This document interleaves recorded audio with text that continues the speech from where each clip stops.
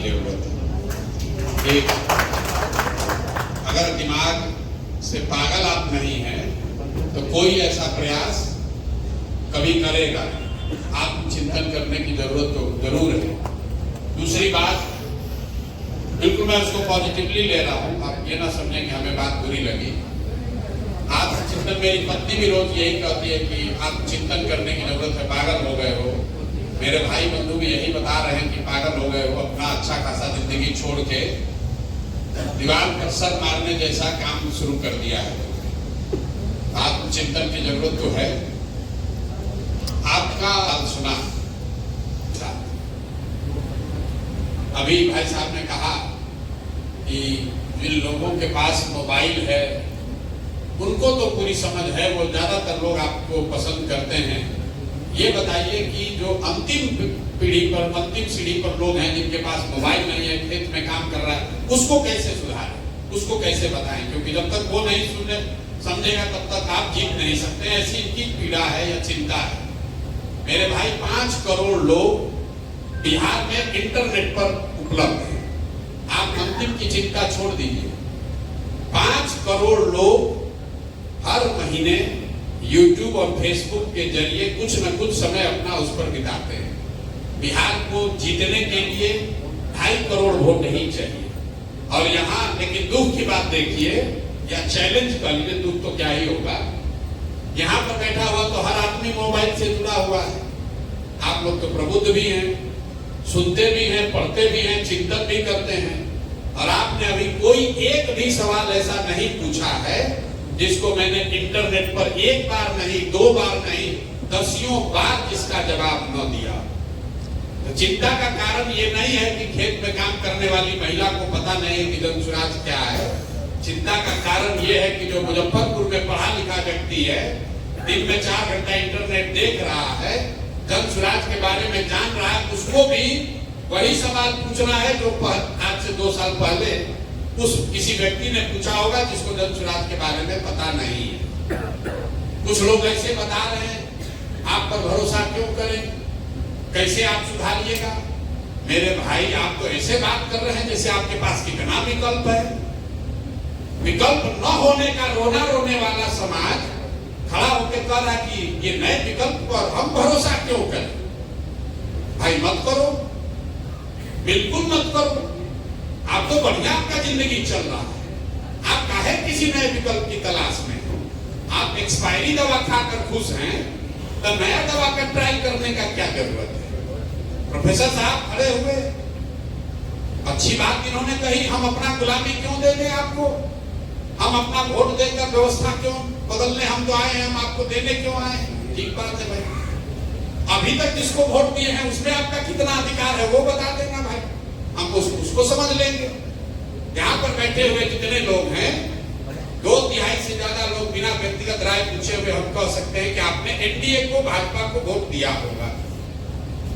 साथ में आप ये भी कह रहे हैं कि आपकी दुर्दशा कितनी है और कितने बार से एनडीए को वोट दे रहे हैं, ये भी आपको मालूम है। तो भाई आप इतने ही बड़े प्रबुद्ध हैं, इतने समझदार हैं, तो आपकी इतनी दुर्दशा है तो एनडीए छोड़कर कोई दूसरा विकल्प बना लेते हैं। कहते हैं भैया हमारा तो कुछ है ही नहीं, क्या करें, विकल्प नहीं है, लालू को तो दे नहीं सकते हैं, तो फिर वही किसे पीटे को वोट दे रहे हैं। तो जितने लोग ये कह रहे हैं प्रबुद्ध लोग कि हमारे पास तो विकल्प नहीं है, आप जरा बताइए कि ईवीएम पर नोटा बटन है कि नहीं है? और आप लोग तो पढ़े लिखे व्यक्ति हैं। अगर नोटा को किसी दूसरे उम्मीदवार से ज्यादा वोट आ गया होता तो कानून कहता है कि फिर से चुनाव होता, तो काहे नहीं आपने नोटा को वोट दे दिया? तो भाई प्रबुद्ध कहने से और सवाल करने से नहीं होगा। आप में से ज्यादातर लोग वो हैं जो वोट देने भी नहीं जाता। ये हम नहीं कह रहे, ये तो इलेक्शन कमीशन का आंकड़ा बता रहा है। बिहार में टोटल वोट ही पड़ता है 50-55%, और उसमें भी शहरों में वोट पड़ता है 40% से कम, और शहरों में भी मध्यम वर्गीय जो बूथ हैं वहां पर 25 से 30% वोट पड़ता है। ये इलेक्शन कमीशन का आंकड़ा है। 10 में 2 या 3 आदमी वोट देने जाता है और वो सवाल ऐसे कर रहा है, भाई वोट क्यों दे तुम्हें? बिल्कुल ठीक बात है भाई, तुम तो ऐसे भी वोट देने नहीं जाओगे।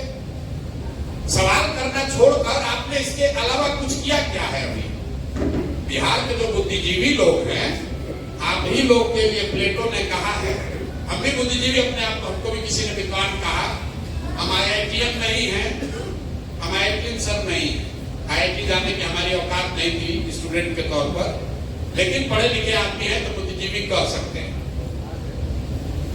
प्लेटो ने कहा, if you do not participate in democracy, be ready to be ruled by your inferiors. अगर आप राजनीति में भागीदार नहीं हैं, तो इस बात के लिए तैयार रहिए कि कोई मूर्ख आदमी राजा बनकर आप पर शासन करेगा। तो जो बिहार का बुद्धिजीवी वर्ग है, मैं अपने आप को भी उसमें शामिल कर रहा हूं कि हम और आप परिस्थितिवश या स्वेच्छा से हमने ये तय किया कि भाई हमको तो राजनीति में नहीं जाना, हमको तो लोग बैठ के किनारे से लंबा लंबा ज्ञान देना है।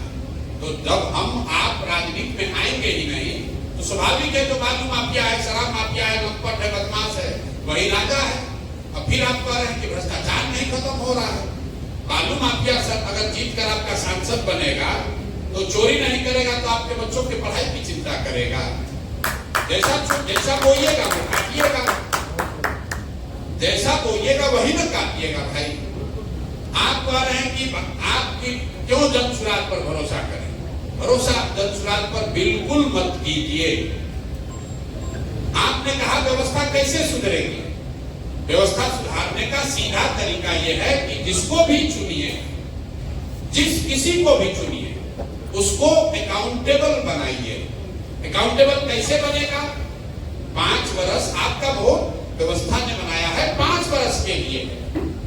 जिसको अच्छा लगे, जिस पर भरोसा जमे, उसको वोट दीजिए। लेकिन वो वोट, वो भरोसा 5 वर्ष के लिए होना चाहिए। 35 वर्ष की बंधुआ मजदूरी नहीं होनी चाहिए।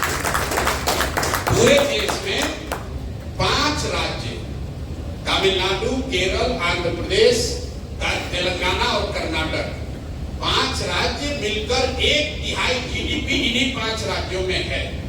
सबसे ज्यादा तरक्की इन 5 राज्यों में हुआ है। एक विशेष बात क्या है इन 5 राज्य में?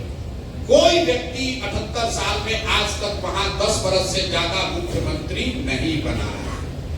तरक्की सबसे ज्यादा वहां हुई है और सरकारें सबसे ज्यादा वहां बदली गई है, क्योंकि हर आदमी जो चुनकर आ रहा है या सत्ता में बैठा है, उसको ये डर है कि अगर मैं काम नहीं करूंगा तो जनता हमको हटा देगी। बिहार में नेता को, दल को वो डर ही खत्म हो गया। उसको मालूम है कि मुजफ्फरपुर का आदमी चाहे गटर में रहेगा, लेकिन लालू के सामने जब हम एनडीए भाजपा का टिकट लेकर आएंगे तो हम ही को वोट देगा। गाली दे कर देगा, रो कर देगा, लेकिन हम ही को देगा। तो क्यों आपके गटर की चिंता करे? क्यों आपका शहर सुधारे? क्यों आपके लिए पढ़ाई की बात करे? तो भाई व्यवस्था अगर सुधारना है तो आपको वोट चाहे जिस किसी को भी दीजिए, उसको अकाउंटेबल बनाइए। जनसुराज को भी दीजिए तो ये भावना से दीजिए कि जनसुराज वाले काम नहीं करेंगे तो 5 वर्ष में उनको झाड़ू मार के भगाएंगे। अगर आप वो कीजिएगा तभी व्यवस्था सुधरेगी। किसी के माथे पर नहीं लिखा हुआ है कि हम जीत कर आएंगे तो ईमानदार बने रहेंगे। भैया जिसको चोरी करने का अवसर नहीं मिला वो सब ईमानदार ही है। ईमानदारी की परीक्षा तो तब न है जब आपको चोरी करने का अवसर हो। तो कुर्सी पर जाने से पहले हर व्यक्ति, हर नेता ईमानदार है। जब लक्ष्मी की गर्मी इतनी होती है कि कुर्सी पर बैठे कि सारा सिद्धांत गया तेल लेने। तो जनसुराज हो या कोई दूसरा दल हो, जब तक आप समाज में ये व्यवस्था नहीं बनाएंगे कि काम नहीं करोगे तो तुम्हें वोट नहीं देंगे।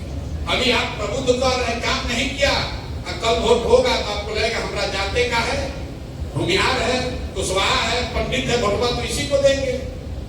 तो जब आप जाति के आधार पर वोट देते हैं, मोदी जी के नाम पर वोट देते हैं, तो आपको व्यवस्था नहीं सुधार होगा, चाहे जनसुराज आए कोई दूसरा आए। सीधी बात है। पीछे डॉक्टर साहब ने कहा कि विनायक गौतम जी चुनाव लड़े तो आपके वजह से ही चुनाव हार गए। भाई बड़ा गलती हो गया, हमारी वजह से चुनाव हार गए। तो उनको हमारे पास तो भैया हम निमंत्रण देके लाए नहीं थे। उनको ये सुझाव अगर आप देंगे मित्र के तौर पर कि विनायक गौतम जी आगे से प्रसाद किशोर के साथ चुनाव नहीं लड़ना, हम लोग के साथ चुनाव लड़ना, जीत जाना, बात खत्म हो गई। आप जो कोई भी चुनाव लड़ेगा, कि दुनिया में कोई गारंटी तो दे नहीं सकता है कि हर आदमी जीतेगा ही चुनाव। कुछ लोग जीतेंगे, कुछ लोग हारेंगे। आप डॉक्टर हैं, आप क्या ये गारंटी दे सकते हैं कि जिस पेशेंट का इलाज कीजिएगा वो सब ठीक ही हो जाएगा? और अगर नहीं दे सकते हैं तो फिर ये क्यों अपेक्षा रखते हैं कि कोई दूसरा आदमी जो चुनाव लड़ाएगा जीतेगा ही जीतेगा? और अगर विनायक जी को, आपको या किसी को ऐसा लगता है कि दंशराज से जुड़ने से उसका नुकसान हो गया, आपको कोई जबरदस्ती बांध के थोड़ी ना लेके आए, आप तो खुद ही से आए होंगे, खुद ही से तो आए होंगे। और आए हैं तो इतना दिल रखिए कि आप जीत भी सकते हैं, हार भी सकते हैं। हम बिहार में खुद आए, दंशराज हार जाए, उसके बाद हम बिहार के लोगों को गाली देने लगे तो हमसे बड़ा मूर्ख कोई नहीं है। भाई बिहार के लोगों ने हमको, सुप्रीम कोर्ट ने थोड़ी ना कहा है कि आपको बिहार में जाना है। हमने स्वयं से तय किया है कि हमारी जिम्मेवारी है। मैं समझता हूं कि मैं बिहार में कुछ कर सकता हूं, इसलिए मैं प्रयास कर रहा हूं। सफलता मिले या न मिले, ये मेरा अपना उत्तरदायित्व बनता है कि मैं इस मिट्टी के लिए, इस राज्य के लिए कुछ करूं। इसलिए कर रहा हूं, इसलिए नहीं कर रहा हूं आपको एमएलए बनना है, एमएलए मंत्री नहीं बनना है। तो जितना बनकर नाम, पैसा, शोहरत कमाया जा सकता है, उससे बहुत ज्यादा नाम, शोहरत, पैसा भगवान ने दिया। लेकिन सिर्फ इसलिए ये प्रयास कर रहे हैं कि इसी मिट्टी में जन्म हुआ है, समझते हैं कि कुछ इस मिट्टी के लिए हमारा भी, हम पर भी कर्ज है। और उससे बढ़कर आप ये समझिए, प्रयास हम करें या आप करें, प्रयास आज हो या 10 वर्ष के बाद हो, करना तो किसी न किसी बिहार के आदमी को ही पड़ेगा। कोई तमिलनाडु से आकर बिहार, मुजफ्फरपुर, पटना, मधुबनी नहीं सुधारने वाला है। आपको तय करना है कि आप किसी के प्रयास में कंधा लगाना चाहते हैं कि बैठ के कमेंट्री करना चाहते हैं। बिल्कुल आप एकदम बिल्कुल स्वतंत्र हैं, कीजिए, जितना कमेंट करना है कीजिए, क्रिटिसाइज करना है कीजिए। जो विकल्प नहीं होने की बात करते हैं, हम आपको कम से कम 100 ऐसा उदाहरण दे सकते हैं जब समाज में कोई अच्छा आदमी हिम्मत करके खड़ा हुआ, चाहे निर्दलीय ही खड़ा हुआ। और जब कोई अच्छा आदमी खड़ा होता है तो सब आदमी मिलकर कहता है ना, आदमी तो बहुत अच्छा है ना, लेकिन जीतेगा नहीं, अरे वोटे मेरा बर्बाद हो जाएगा। तो आदमी को आप हरा देते हैं, आपको लग रहा है कि आपका वोट बर्बाद हो जाएगा, अगर उसको वोट दीजिएगा तो वोट बर्बाद हो जाएगा। मेरे भाई, जब किसी अच्छे आदमी को आप वोट नहीं देते हैं, कोई एक अच्छा आदमी चुनाव हारता है तो 100 अच्छे लोगों का मनोबल टूटता है। वो सोचता है कि आदमी चुनाव वोट नहीं है। आप 24 घंटा ये गणना में लगे हैं, कौन जीतेगा, राजद भी जीतेगा कि एनडीए जीतेगा? मेरे भाई, ये तो दोनों दलों को आपने देख लिया। आपके पास, क्योंकि यहाँ कुछ डॉक्टर लोग भी बैठे हुए हैं, आपके पास, आपको कोई रोग है, आप एक दवा खा रहे हैं जो कि एक्सपायर हो गई है, आप डॉक्टर साहब के पास गए, डॉक्टर